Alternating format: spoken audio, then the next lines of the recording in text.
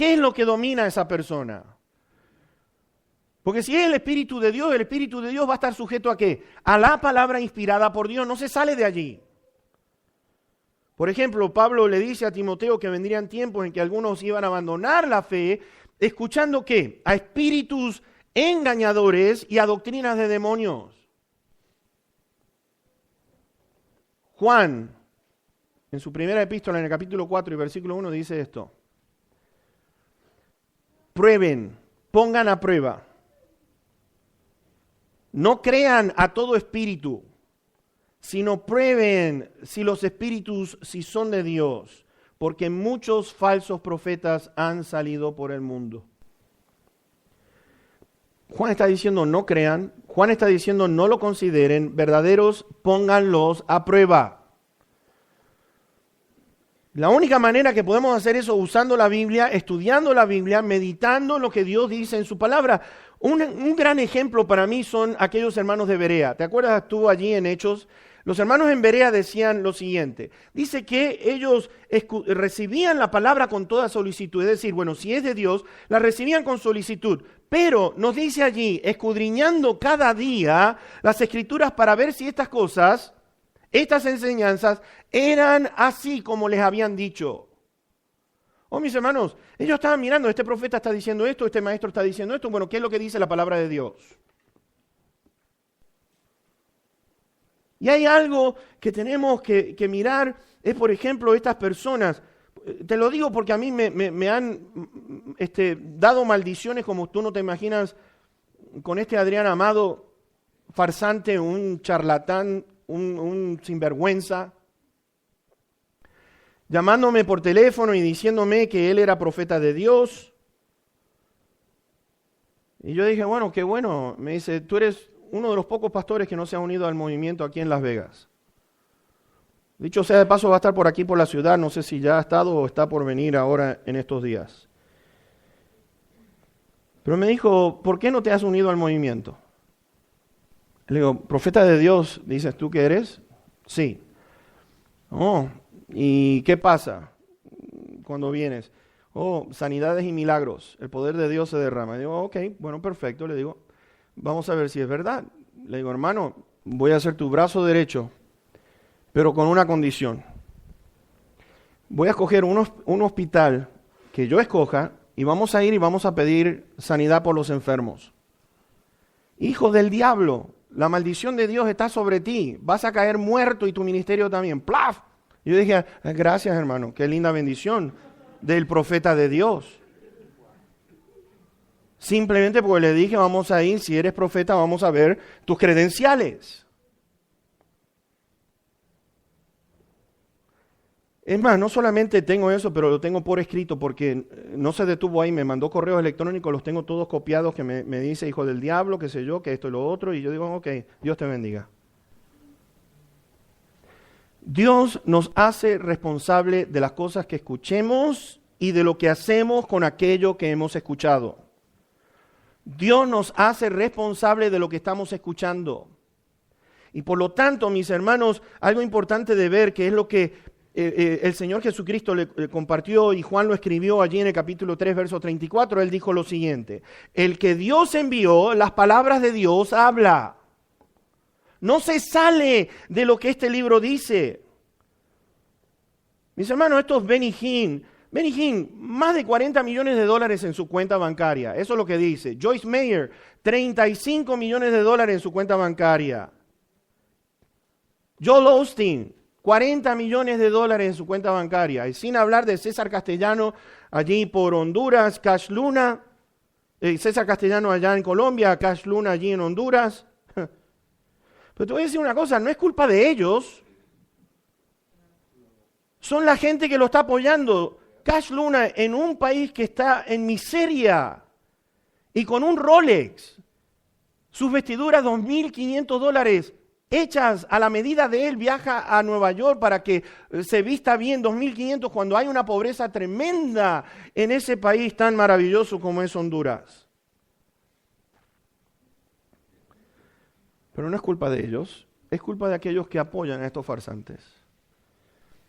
Están manipulados, tiran abajo otros ministerios que sí quieren hacer las cosas bien, porque todos dicen, todos son iguales.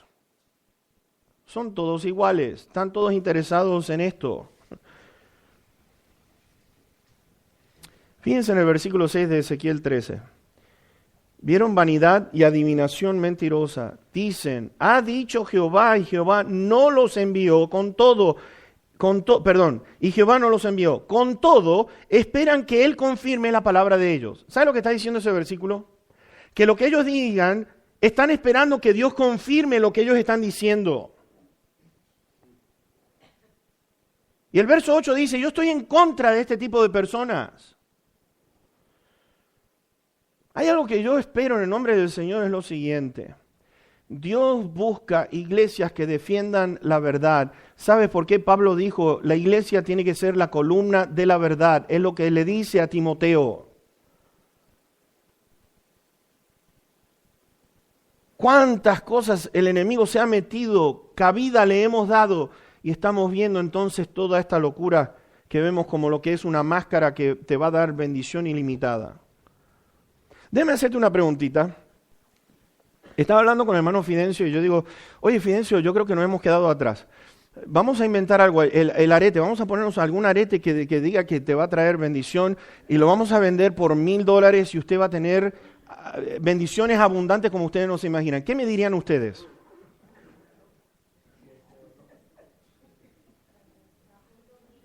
Sí, las tostadoras están volando en el aire. Mi esposa me diría, te vas a dormir afuera porque acá no.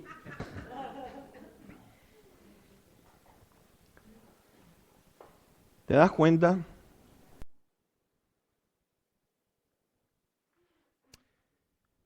Segundo, que yo quiero que ustedes podamos ver lo que la Biblia nos enseña que tenemos que hacer en lo siguiente, verso 5. No han subido a las brechas, ni han edificado un muro alrededor de la casa de Israel para que resista firme en la batalla en el día de Jehová. Dios nos está diciendo lo siguiente, edifiquen un muro alrededor de todo esto. No permitan que esto llene las vidas de ustedes. No permitan que sus mentes sean invadidas con el error y el engaño. ¿Con qué fin? Está diciendo para que puedan resistir la batalla. Yo les quiero decir una cosa, el pueblo de Dios no permite que el enemigo se filtre para crear divisiones o lo que es introducir enseñanzas falsas. No solo en las enseñanzas, pero en las canciones por igual. Nosotros filtramos. Una vez mi hermano Roberto me dijo, ¿qué piensas tú de esta canción? Y le digo, mira Roberto, pienso esto y esto. Y estamos de acuerdo con el hermano, porque como él ha estado en el Ministerio de Música por mucho tiempo.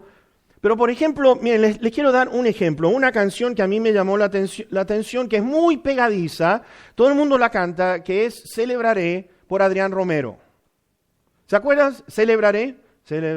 Ok.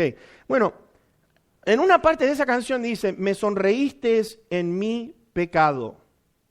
El Señor sonriéndose en mi pecado. Déjeme hacer una pregunta. ¿Dónde puede Cristo sonreírse en mi pecado? Yo pensé que me había equivocado y que era, me sonreíste a mí pecador, que soy pecador, pero no, la letra claramente dice, me sonreíste en mi pecado. Sí, muy pegadiza, pero doctrinalmente está muy fuera de sí. Hay que estar alertas. Te voy a decir una cosa, un poco de levadura echa a leudar toda la masa, un poquito. Quiero que vayas a Ezequiel 8, por favor. Ve algunos versículos. Fíjate lo que la nación de Israel estaba haciendo. Y se estaba permitiendo. Y estamos viendo estas cosas, cómo se permiten. Y mis hermanos, una vez que el diablo pone su pie dentro de una iglesia con estos errores y engaños, va a hacer estragos. La nación de Israel que proclama decir que son seguidores de la palabra de Dios, que siguen a Dios sobre todas las cosas, de que Dios es uno, que son celosos de las Escrituras. Sin embargo, vean ustedes, capítulo 8, versos 9 y 10. Me dijo luego, entra y ve las malvadas abominaciones que estos hacen allí. Entra pues y miré, y aquí toda forma de reptiles y bestias abominables, y todos los ídolos de la casa de Israel, que estaban pintados en la pared por todo alrededor. Mis hermanos, estamos hablando del templo. Habían reptiles pintados allí en ese templo, versículo 12. Y me dijo, hijo de hombre, ¿has visto las cosas que los ancianos de la casa de Israel hacen en tinieblas? Cada uno en sus cámaras pintadas de imágenes. Porque dicen ellos, no nos ve Jehová. Jehová ha abandonado la tierra. ¿Dios no nos mira? La palabra de Dios nos dice que sus ojos están abiertos de día y de noche y todas las cosas están desnudas delante de sus ojos. Mis hermanos, el Hijo de Dios, allí en el Apocalipsis, en el primer capítulo, dice que anda con ojos de llama en medio de la iglesia observando lo que está pasando. Versículos 16 al 18 del mismo capítulo. Y me llevó al atrio de adentro de la casa de Jehová, y aquí junto a la entrada del templo de Jehová, entre la entrada y el altar, como 25 varones, sus espaldas vueltas al templo de Jehová y sus rostros hacia el oriente. ¿Y adoraban a quién? ¿A Dios? Adoraban al sol, postrándose hacia el oriente. Y me dijo, ¿no has visto, hijo de hombre? ¿Es cosa liviana para la casa de Judá hacer las abominaciones que hacen aquí? Después que han llenado de maldad la tierra, se volvieron a mí para irritarme. He aquí que aplican el ramo a sus narices. Pues también yo procederé con furor. No perdonará mi ojo, ni tendré misericordia, y gritarán a mis oídos con gran voz, y no los oiré. Con razón la gloria de Dios abandona el templo. Mis hermanos, necesitamos levantar muros de oración. Necesitamos levantar esos muros de oración. Necesitamos velar para ver quién entra para hacer daño dentro de una congregación. Es nuestro trabajo crecer en el discipulado. Es nuestro trabajo de aprender lo que la Biblia nos dice, mis hermanos. En 1 Corintios 11, versículo 19 dice esto: es preciso que entre ustedes exista disensiones, desacuerdos, para ver quiénes son los que son aprobados. Se necesitan estas cosas, pero para observar y decir, esto no está correcto. Mis hermanos, les digo una cosa, ustedes están en todo su derecho de decir, usted no está diciendo algo correcto desde allí, desde el púlpito. Yo acepto el reto, ¿sabes por qué? Porque Santiago capítulo 3, versículo 1 dice esto: no se hagan maestros muchos de ustedes, sabiendo que el juicio va a ser peor para ustedes. Ese versículo nos tiene que marcar a nosotros. Y la iglesia no puede ser tolerante de ninguna persona que predique algo que esté en contra de lo que este libro dice. Entre los 12 apóstoles hubo uno que tenía su agenda propia. Entre los 12 apóstoles. Uno dice que era ladrón, sustraía de la bolsa de dinero.